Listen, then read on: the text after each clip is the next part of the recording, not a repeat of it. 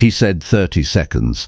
He said it into a fistful of black shirt with 18,000 people screaming behind him, and everyone at Ringside heard the number, and the number is the reason the story survived at all. Because a man who names a time has agreed to be measured. And 22 seconds later, the wrestler was still standing there, and the man he was trying to pull out of that chair had not moved an inch. The arena was one of those old barns that smelled like beer and floor wax, and 18,000 people who had been shouting for 2 hours. Ringside was 2 rows of folding chairs on the concrete, close enough that the mat lights washed everything out, close enough that when a body hit the canvas you felt it in your feet. Wrestling in that era was a religion with a very specific liturgy, and the congregation knew every word. 2 seats in from the aisle sat an actor.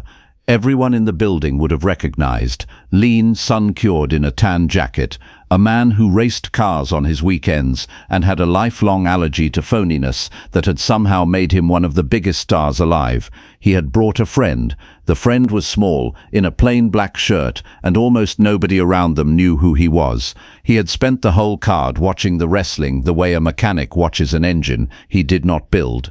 Because here is the thing that only about 4 people in that arena understood, and one of them was the small man in the black shirt. He loved this. He was not there, ironically. He had been watching wrestlers since he was a boy in Hong Kong, and he thought what they did was extraordinarily difficult. The timing, the control, the ability to take a man's whole weight and set him down in a way that did not kill him. He had said as much in the car on the way over. He had said that a wrestler is a man who has to be strong enough to destroy someone and disciplined enough never to. If you want to know why the smallest man at Ringside was the only one in that building who was not underestimating anybody, stay with this, because he had come to admire, and the man in the ring could not have known that, and that misunderstanding is the whole story.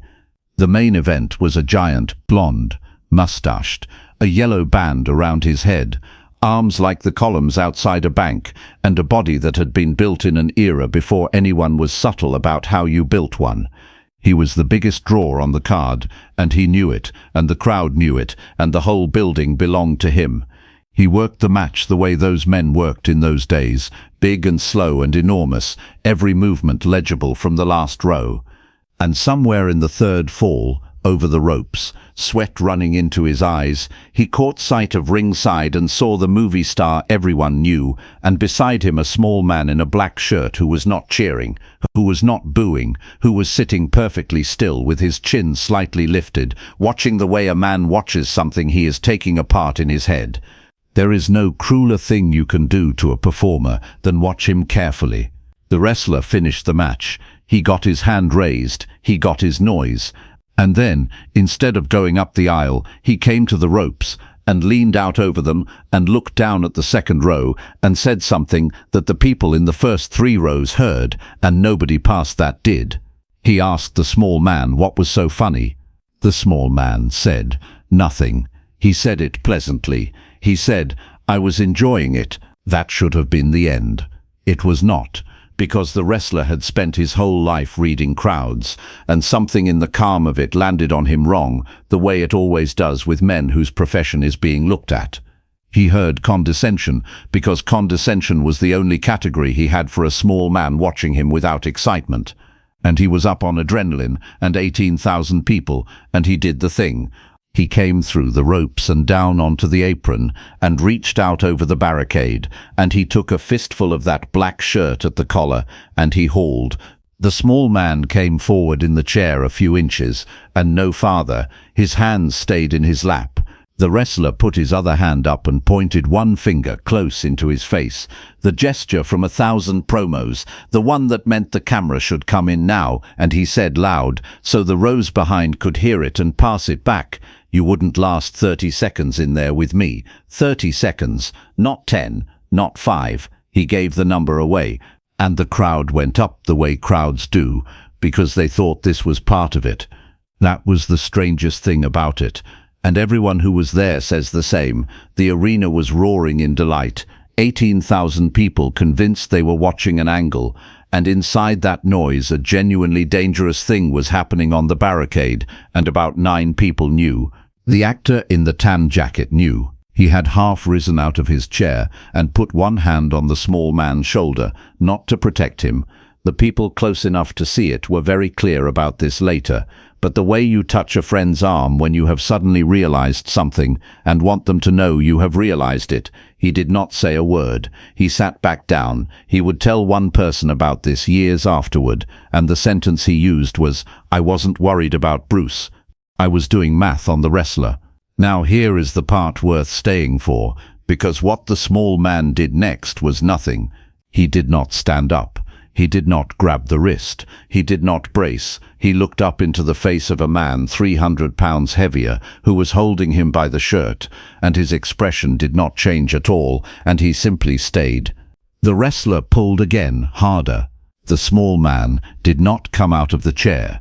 Understand what that means. That man lifted human beings for a living. It was not theatre. The theatre was the outcome, not the load. He had picked up 280-pound men and held them over his head while 18,000 people screamed, and he had done it 4 nights a week for years, and his body knew exactly what a person weighs and exactly how a person comes up out of a seat, and 135 pounds in a folding chair would not come, because the small man had done the one thing that nobody in that arena would have thought of as a technique. He had let go.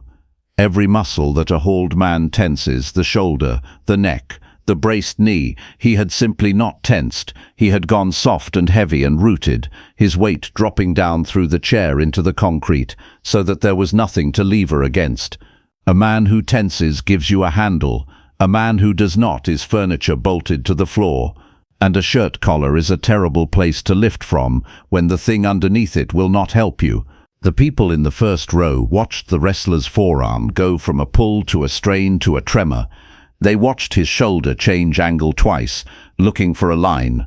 They watched him plant his feet on the apron and try to use his legs, which is what you do when a weight will not come, and 18,000 people cheered louder because from the 200th row it looked like a man about to throw someone through a table. 22 seconds. Somebody in the second row was actually counting out of instinct because the number had been said out loud. And then the small man spoke. He did not raise his voice, and he did not have to, because the wrestler's ear was 10 inches from his mouth. He said, "You said 30 seconds. The wrestler stopped. The small man said, "It has been 22, and you have not lifted me out of a chair." And nothing else happened. There is no next beat. That is what makes people who hear this story for the first time lean forward and wait for it, and there isn't one. The wrestler stood there on the apron with a fistful of shirt and his arm burning, and the arithmetic arrived in his face in stages, the way it does, and then he let go. He let go, and he stepped back, and his hand hung open at his side, and for a moment he looked at it the way you look at a tool that has failed in front of a customer. The small man reached up and straightened his own collar with 2 fingers. He was not breathing hard.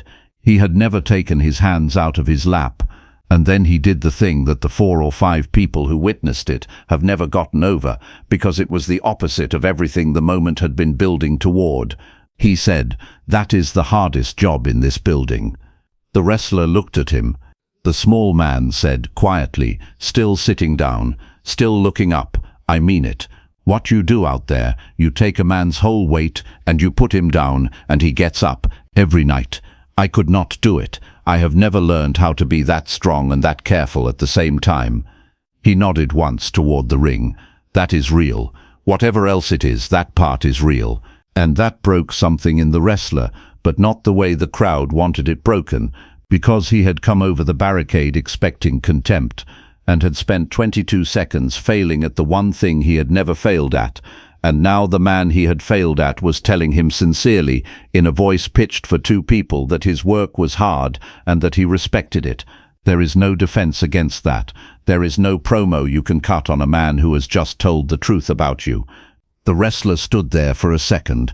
Then he did something that nobody in the building understood except the 9 people close enough to see it. He nodded, once small, nothing like a performer's nod. Then he turned and went back through the ropes and up the aisle with both arms in the air, and 18,000 people gave him everything they had, and every one of them thought they had just watched an angle. They ran the same card in that city twice more that year. Nothing was ever built on it. No rematch, no callback, no promo. If it had been an angle, it would have been used, and it was never used. And to the people who understand that business, that silence is the proof.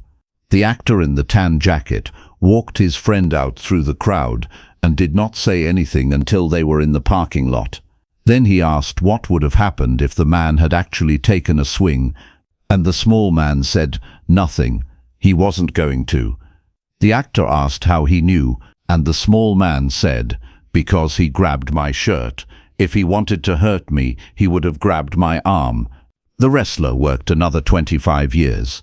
He told the story once, near the end, to a younger man in a locker room in a different decade, and he told it as a lesson about not going off script. But the part he kept circling was not the failure, and not the crowd. It was the last thing. He said, I put my hands on him, and I couldn't move him. And then he told me my job was hard, and the kid he was telling it to laughed, because he thought that was the joke. Years later, the people who were in the first 3 rows would disagree about all of it, whether it was 22 seconds or 15, whether the small man ever smiled, what the movie star said. But they agreed on the shape. A man who lifted people for a living leaned over a barricade to move 135 pounds out of a folding chair in front of 18,000 witnesses and named his own time limit while he did it. And the small man never stood up, never raised a hand, never raised his voice, and simply, quietly, ran out the clock.